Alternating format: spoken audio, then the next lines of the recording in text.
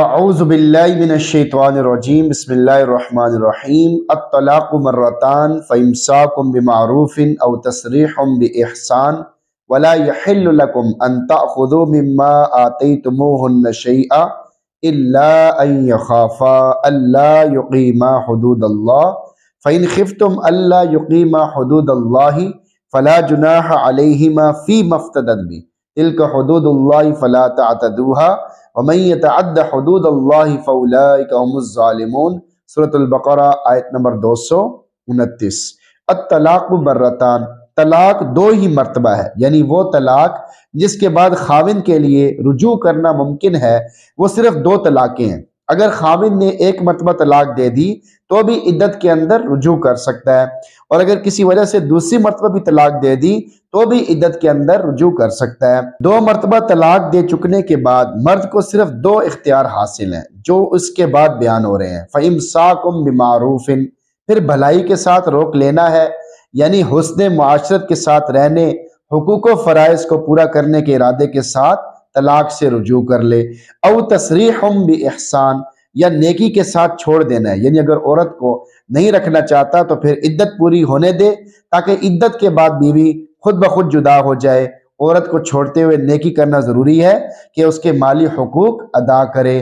جدائی کے بعد اس عورت کا برائی کے ساتھ تذکرہ نہ کرے اور دوسرے لوگوں کو اس سے متنفر بھی نہ کرے، اور عورت کو بھی چاہیے کہ مرد کی غیبت گلے شکوے نہ کرتی پھرے، کیونکہ جو ان کے لیے مقدر تھا وہ ہو چکا۔ اب اللہ تعالیٰ کی رضا پہ دونوں راضی رہیں۔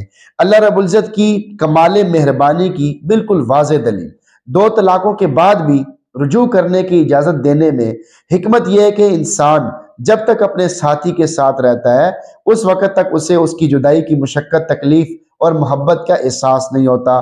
جدائی کی مشقت اور محبت کا صحیح احساس جدائی کے بعد ہی ہوتا ہے۔ اب اگر اللہ رب العزت ایک مرتبہ ہی طلاق دینے کے بعد رجوع کی ممانعت فرما دیتے تو لوگ مشقت میں پڑ جاتے، اور تجربے کا کمال بھی صرف ایک مرتبہ کی جدائی سے نہیں ہوتا، اس لیے اللہ رب العزت نے دوسری مرتبہ طلاق دینے کے باوجود رجوع کو جائز کر دیا۔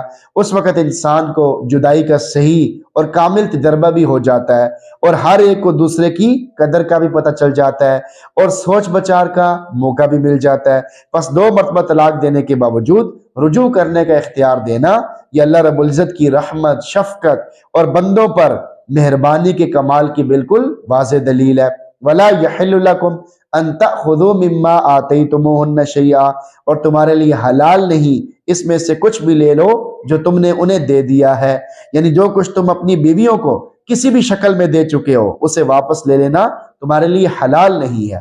إِلَّا أَن يَخَافَا أَلَّا يُقِيمَا حُدُودَ اللَّهِ، مگر یہ کہ دونوں کو خوف ہو کہ وہ احکام الہی پر قائم نہیں رہ سکیں گے، یعنی میاں بیوی کو یہ خوف ہو کہ اللہ رب العزت نے جو میاں بیوی کے حقوق و فرائض مقرر کیے ہیں وہ انہیں پورا نہیں کر سکیں گے۔ فَإِنْ خِفْتُمْ أَلَّا يُقِيمَا حُدُودَ اللَّهِ، پس اگر تمہیں خوف ہو کہ دونوں اللہ کے احکام پر قائم نہ رہ سکیں گے، فَلَا جُنَاحَ عَلَيْهِمَا فِيمَا افْتَدَتْ بِهِ، تو ان دونوں پر اس میں کوئی گناہ نہیں کہ عورت معاوضہ دے کر، خلے کے پیسے دے کر پیچھا چھڑا لے، یعنی اگر دونوں کو خوف ہو کہ وہ حدود اللہ کا خیال نہیں رکھ سکیں گے اور ہمارا آپس میں نباہ نہیں ہو سکے گا، تو پھر دونوں کو کوئی گناہ نہیں کہ عورت مرد سے خلا لے لے، جس کی صورت یہ ہے کہ عورت مرد سے کہے کہ اپنے حق کے مہر کے عوض یا اپنے مال کے عوض آپ سے خلا لیتی ہوں، اور مرد اسے منظور کر لیتا ہے تو اس کے قبول کرتے ہی عورت پر طلاق بائن واقع ہو جاتی ہے، یعنی نکاح ختم ہو جاتا ہے، اور جو مال دینا طے ہوا ہے وہ عورت پر واجب ہو جائے گا۔ واضح ہے کہ آیت کریمہ میں جو یہ فرمایا گیا ہے کہ دونوں پر کوئی گناہ نہیں، تو اس کا مطلب یہ ہے کہ مجبوری کی وجہ سے عورت کا خلا لینے میں کوئی گناہ نہیں ہے، اور مرد کے لیے بھی مال لینے میں کوئی گناہ نہیں۔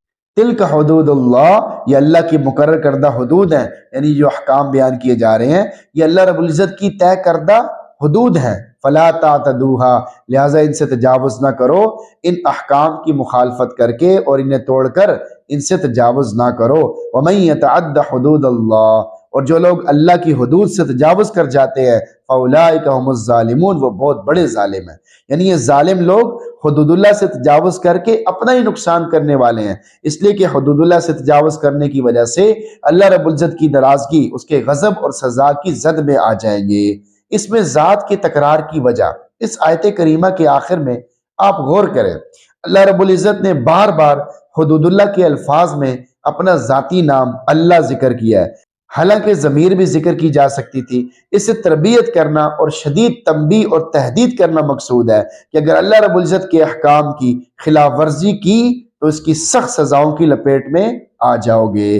آیت کا میسج آپ کے نام۔ نمبر 1، اس میں ندامت ہوتی ہے۔ الطلاق مرتان میں اشارہ ہے کہ تعلقات کے چھوڑنے میں جلد بازی کرنا یہ مصلحت کے خلاف ہے، کیونکہ اس میں کبھی ندامت بھی پھر بعد میں ہوتی ہے۔ نمبر 2، خلا کا حکم۔ اس آیت کریمہ سے خلا کا حکم واضح ہوا کہ اگر عورت کسی طرح بھی اپنے خاوند کے ساتھ نباہ نہیں کر پا رہی تو پھر اسے چاہیے کہ خلا لے لے اور آپس کے لڑائی جھگڑے کو ختم کر دے، کیونکہ شریعت آپس کے لڑائی جھگڑے کو بہت ناپسند کرتی ہے۔ نمبر 3، مومن کی شان۔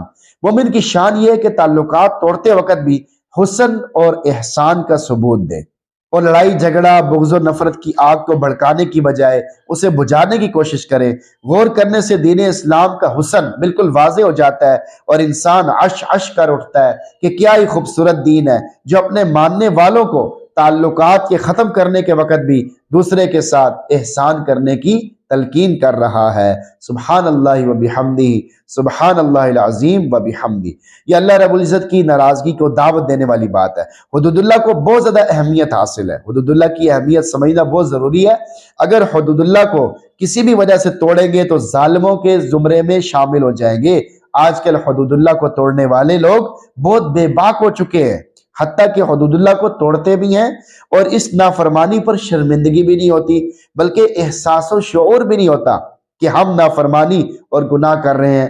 یہ چیز اللہ رب العزت کی ناراضگی کو دعوت دینے والی بات ہے۔ حدود اللہ کی رعایت نہیں کرو گے تو اللہ بے وقت کر دے گا، بے عزت کر دے گا۔ علامہ ابن جوزی رحمۃ اللہ علیہ بڑے درد کے ساتھ لکھتے ہیں، جس قدر تم اللہ رب العزت کو بڑا مانو گے اسی قدر اللہ رب العزت تمہیں بڑا بنا دیں گے، اور جتنی تم اس کے مرتبے کی تعظیم کرو گے اتنی ہی وہ تمہاری عظمت میں اضافہ کرے گا۔ واللہ میں نے ایسے لوگ دیکھے ہیں جنہوں نے اپنی عمریں علم کے مشغلے میں ختم کر دی، حتیٰ کہ بوڑھے ہو گئے لیکن حدود اللہ سے تجاوز کیا تو لوگوں کے نزدیک بے وقت ہو کے رہ گئے۔ لوگ ان کے علمی تبحر، سخت مجاہدے کے باوجود ان کی طرف توجہ بھی نہیں کرتے تھے۔ ایسے لوگ بھی دیکھیں گے جو اپنے بچپن میں اللہ رب العزت کی عظمت کا مراقبہ کرنے لگے تو اللہ رب العزت نے لوگوں کے دلوں میں ان کا مرتبہ بڑھا دیا، حتیٰ کہ لوگوں کے دل ان سے جڑ گئے، ان سے محبت کرنے لگے۔ نمبر 5، ظلم کی 3 قسمیں۔ ظلم حرام ہے اور اس کی 3 قسمیں۔ ایک یہ کہ بندہ شرک کا ارتکاب کرے، یہ بغیر توبہ کے معاف نہیں ہو سکتا۔